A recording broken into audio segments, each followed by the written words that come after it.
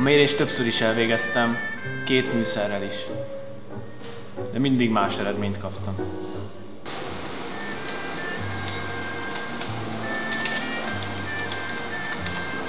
Amióta tudok konzolban e-mailt írni, azóta nyitottabb vagyok a világra.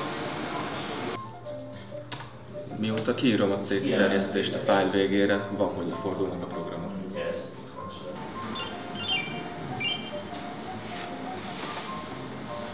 Ha lenne 10 000 forintom, behúzatnám az optikát az asztalig, de addig marad a rész.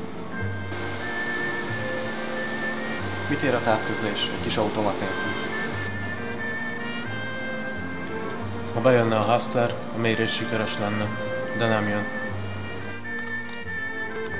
Az ellenállás, a feszültség és az áramerősség hányadosabb, azaz R=U/I.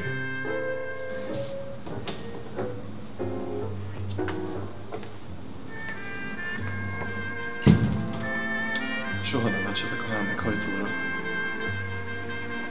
Villamosmérnöknek megéri tanulni.